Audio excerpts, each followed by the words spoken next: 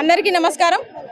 ఈ రోజు పాలమూరు జిల్లాలో ప్రెస్ మీట్ పెట్టడానికి అలాగే ర్యాలీ తీయడానికి మా ఉద్దేశం ఏంటంటే 2 లక్షల ఉద్యోగాలు ఇస్తామని చెప్పేసి కాంగ్రెస్ మేనిఫెస్టోలో ప్రకటించి పాలమూరు జిల్లా యొక్క ముఖ్యమంత్రి అయిన రేవంత్ రెడ్డి గారు ఈ రోజు మాట తప్పి ఈ రోజు 2 లక్షల ఉద్యోగాల మాట మర్చిపోయి ఇక మిగతా హామీల మీద పడ్డారు। దయచేసి మేము పాలమూరు బిడ్డలము, మేము కూడా పాలమూరు బిడ్డలమే కాబట్టి పాలమూరు జిల్లా వాసిగా ముఖ్యమంత్రి గారు మీకు ఒకటే చెప్తున్నాము, ఎందుకంటే పాలమూరు జిల్లా రుణం తీర్చుకునే అవకాశం మీకు కల్పించినాము। దయచేసి గడ్డ మీద పుట్టినందుకు ఆ రుణం తీర్చుకోండి।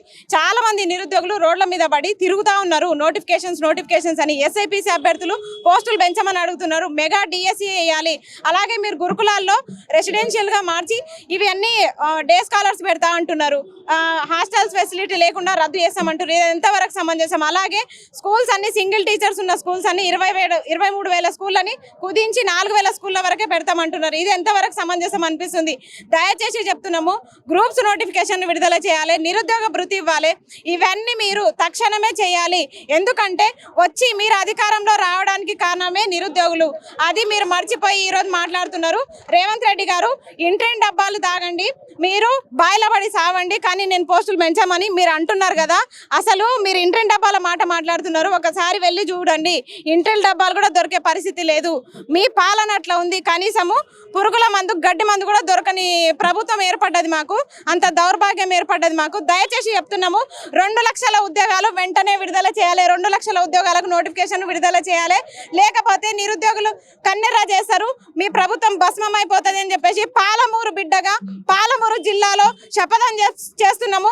ఇంకొకసారి మళ్ళీ మీరు నిరుద్యోగుల్ని ఇట్లే నిర్లక్ష్యం చేసి మాట్లాడితే మాత్రం ఖచ్చితంగా చర్యలు తీసుకుంటాము, ఖచ్చితంగా దీనైతే మేము ఖండిస్తున్నాము నిరుద్యోగులుగా।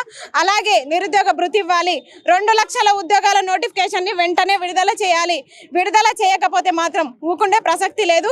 పాలమూరు జిల్లా సాక్షిగా చెప్తున్నాము, ఇదే పాలమూరులో మిమ్మల్ని బొంద పెడతాము, అలాగే పాలమూరులో మీ సభలు ఒక్కటి కూడా జరగనివ్వము, ఇప్పటి నుంచి చెప్తున్నాము, ఒక్క సభను కూడా మీ కాంగ్రెస్ ప్రభుత్వాన్ని నిర్వహించనివ్వము, ఒక్క సభ జరగనిచ్చిన మా నిరుద్యోగులు ఎవరు కూడా సహించారు కాబట్టి నిరుద్యోగులకు ఇచ్చిన హామీలను మీరు నెరవేర్చి ఆ తర్వాత సభలు పెట్టుకోండి।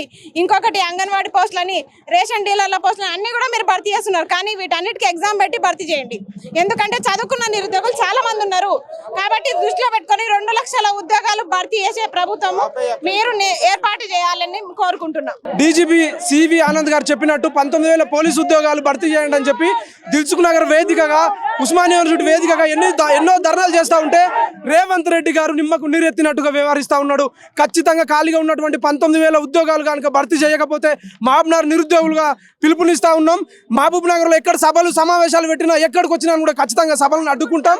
100% రేవంత్ రెడ్డి గారు గుర్తుపెట్టుకో, ఇప్పటికీ 20 మంది నిరుద్యోగుల ఉసురు తీసుకున్నా ఉన్నాం। ఎక్కడ పోతే మాకు 5,000 ఉద్యోగాలు వద్దు, రిజర్వేషన్ల పరంగా తీసుకుంటే ఒక్కొక్కరికి ఒక్కొక్క ఉద్యోగం రానటువంటి పరిస్థితి ఉంటుంది కాబట్టి దయచేసి 5,000 కాదు, ఖాళీగా ఉన్నటువంటి 19,000 ఉద్యోగాలు విడుదల చేయండి అని చెప్తే రైతు వేదిక సభలో 5,000 ఉద్యోగాలు వద్దంటున్నారని చెప్పి పచ్చి అబద్ధాలు ఈరోజు సీఎం గారు మా మహబూబ్నగర్ జిల్లాని మాకు చెప్పుకోవడానికి సిగ్గు అనిపిస్తూ ఉన్నటువంటి సందర్భం ఉంది।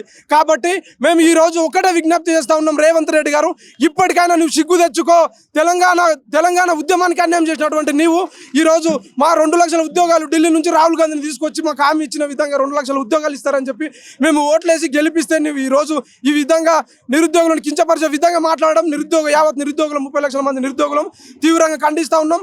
ఖచ్చితంగా నువ్వు మహబూబ్నగర్లో అడుగు పెట్టాలంటే 100% పోలీసు ఉద్యోగాలు కానీ ఖాళీగా ఉన్నటువంటి మెగా డిఎస్సి 20,000 పోస్టులతో మాత్రం రిలీజ్ చేయకపోతే డెఫినెట్గా మహబూబ్నగర్లో తిరగనీయమని చెప్పి నిరుద్యోగ చేసి హెచ్చరిస్తూ ఉన్నాం।